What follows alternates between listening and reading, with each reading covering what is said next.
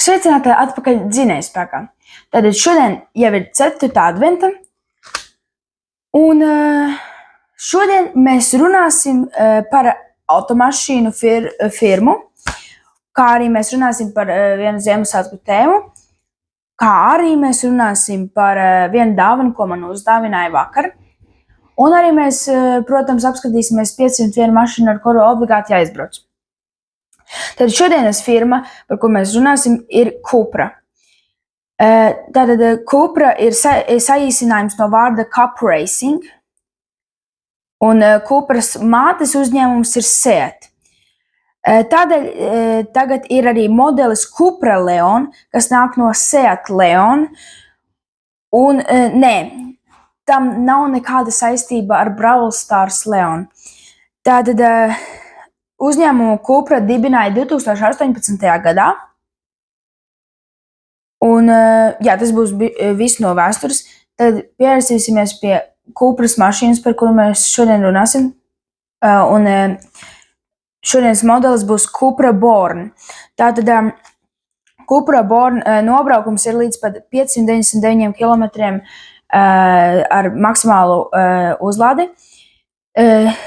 100 km/h var sasniegt 5,6 sekundēs, un 2,6 sekundēs var sasniegt 50 km/h.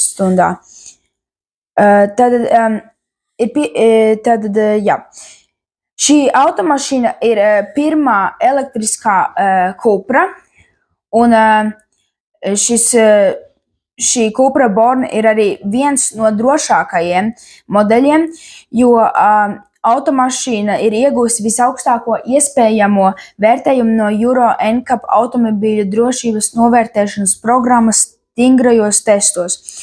Un visaugstākais vērtējums ir 5 zvaigznes. Tātad, ja jūs nezināt, kas ir Euro NCAP, tas ir šis.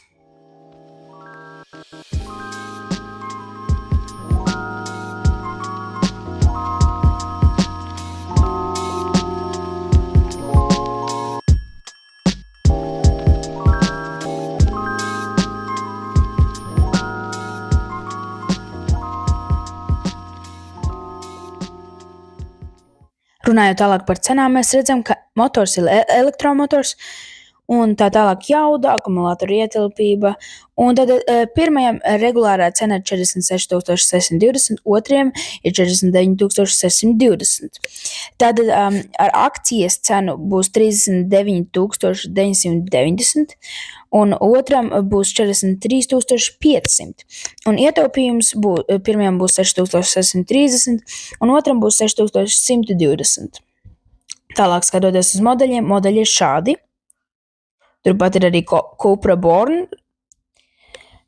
Un Cuprai ir pieejamas krāsas 1, tad 2, 3, kopā ir, protams, 6, 4, 5 un 6. Tad diski arī ir 6, šādi, kādi bija iepriekš visu laiku. Tad ir šādi. Tālāk šādi, kas man mīļākie apmēram, un šādi, kā arī šādi.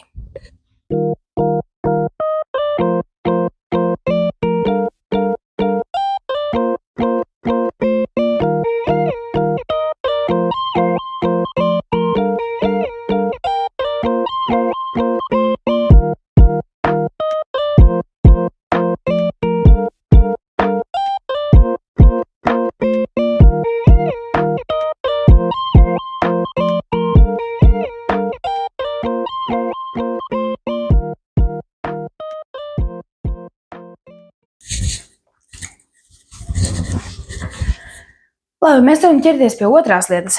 Tad otrā lieta, kā es teicu, būs par Ziemassvētku tēmu. Un šodien mēs darīsim tieši tāpat kā pagājušajā epizodē. Un šodien mums būs vēl video par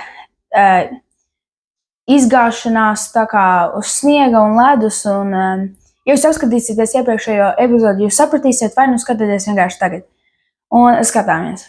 Protams, ne tikai izgāšanās, būs arī Nu, izņemot kā šim cilvēkam, bet būs arī dažas normālas lietas, kā piemēram drifti, kur ir izdevušies. Bet skatoties šeit, mēs redzam baigo čupiņu, kur autobusi triecas viens uz otra un tā vēl tālāk un tālāk. Un pat policija neko nevar izdarīt. Tāpēc, ka viņi arī slīd lejā. Un brauc atkaisītāji, kuri mēģina izglābt visus, bet arī noslīd lejā. Nu, šī lidmašīna laikam gribēja pacelties, bet viņai īsti nesanāca. Laikam neredzēja sniegu. Un šie gribēja vienkārši pabraukāties dīvainā veidā, bet viņi laikam nemāk būvēt. Un šis čalis tikko pazaudēja savu telefonu. Tad, ja jūs esat kalnos, lūdzu nekrītat ūdenī kā šis cilvēks. Un šodien ļoti labs drifts, skatieties. Labi, varbūt ne tik labs drifts. Tālāk mums ir čalis kaut kā, iemeta iekšā. Nu labi, nekas dabūs jaunu. Ok, viņš tīra un lāpstā aizlido prom. Šis bērns laikam bija ļoti piekusis, tāpēc viņu vienkārši aizstiepa prom. Un tas ir kāpēc tev nav jābrauc ar kabrioletu ziemā.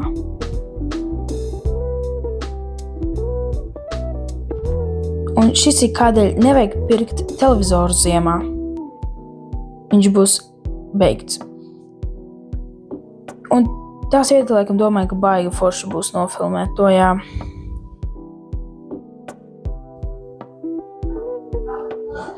Bet šeit gan mums ir ļoti laba lieta. Drifts, kas izdevās pat ar busiņu.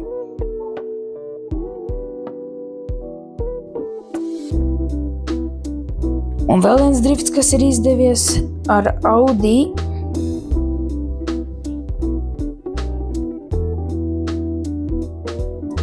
Un vēl viens izdevies drifts ar BMW. Tā skatāmies, viņš brauc un pau. Bet viņam laikam īsti neko tas neizdarīja, tāpēc, ka viņš vienkārši paņēma un aizbrauc prom. Laikam negribēja, lai policija iesaistās.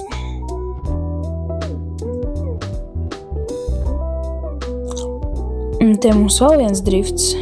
Cerams labs. Skatām, nē, tomēr stabā ietriecās.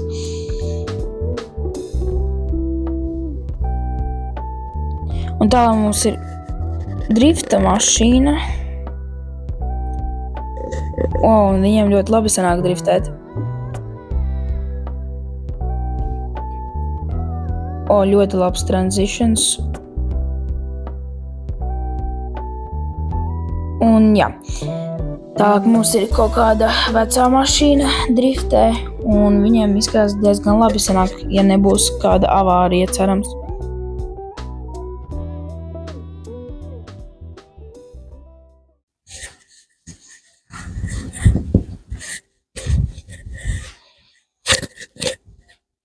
Tad, tā kā es teicu, man vakar uzdāvināja mašīnas modeli no koka. Un sākumā viņš nebija, protams, salikts, viņš bija kaut kādās 7 plāksnēs. Un es viņu saliku vakar un šodien, un viņš iznāca šāds. Skatāmies!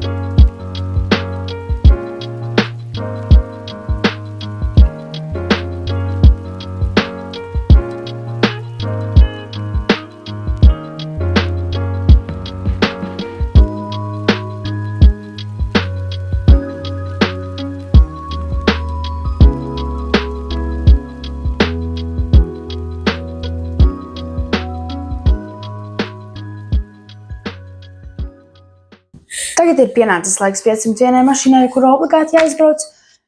Un tā kā es nevarēju atrast nevienu Seat vai Cupra, es izvēlējos vienu mašīnu uz Suburta, un nē, tas nav Saab, tas ir Shelby GT.